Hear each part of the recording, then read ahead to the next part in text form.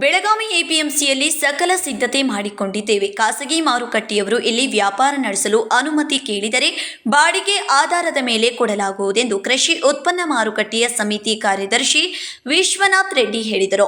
ಗುರುವಾರ ಬೆಳಗಾವಿಯಲ್ಲಿ ಸುದ್ದಿಗಾರರೊಂದಿಗೆ ಮಾತನಾಡಿದವರು, ಬೆಳಗಾವಿ ಎಪಿಎಂಸಿ ಮಾರುಕಟ್ಟೆಯಲ್ಲಿ ಕಳೆದ 2 ದಿನಗಳಿಂದ ರೈತರು ತಾವು ಬೆಳೆದ ಬೆಳೆಗಳನ್ನು ತರುತ್ತಿದ್ದಾರೆ. ಈಗಾಗಲೇ ಎಪಿಎಂಸಿ ಪ್ರಾಂಗಣದಲ್ಲಿ 100 ಮಳಿಗೆಗಳು ಖಾಲಿ ಇವೆ. ಶೀಘ್ರದಲ್ಲೇ ಅವುಗಳಿಗೆ ಟೆಂಡರ್ ಕರೆದು ಮಳಿಗೆ ಹಂಚಿಕೆ ಮಾಡಲಾಗುವುದು ಎಂದರು.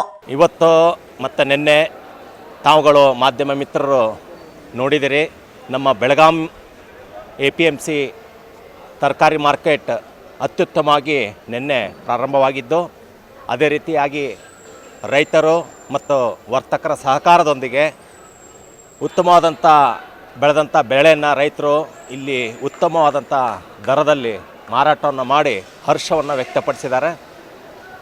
ಅದೇ ರೀತಿಯಾಗಿ ಈ ನಮ್ಮ APMC ಮಾರ್ಕೆಟ್ ವಿಶಾಲವಾದ ಸ್ಥಳವನ್ನು ಹೊಂದಿದ್ದು, ಅತ್ಯುತ್ತಮವಾದ ಕಟ್ಟಡ ವ್ಯವಸ್ಥೆ ಇದ್ದು, ಮಳಿಗೆಗಳನ್ನು ಕೂಡ ಹೊಂದಿದೆ.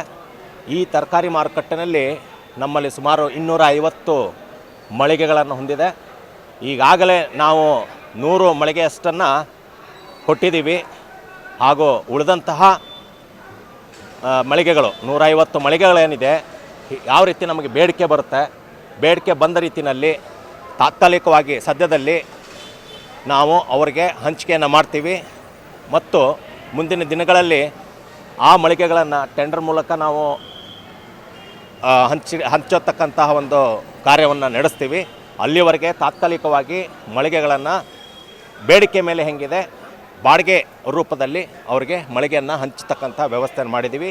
ರೈತರು ಸಹ ಇಲ್ಲಿ ವ್ಯಾಪಾರ ನಡೆಸಲು ಮುಕ್ತ ಅವಕಾಶವಿದೆ. ಎಪಿಎಂಸಿ ಪ್ರಾಂಗಣದಲ್ಲಿ ರೈತ ಭವನ, ಶೌಚಾಲಯದ ವ್ಯವಸ್ಥೆ, ಕುಡಿಯುವ ನೀರಿನ ಸೌಲಭ್ಯ ಇದೆ ಎಂದರು. Vinod Kolkar, KMM Kannada news, Belagavi.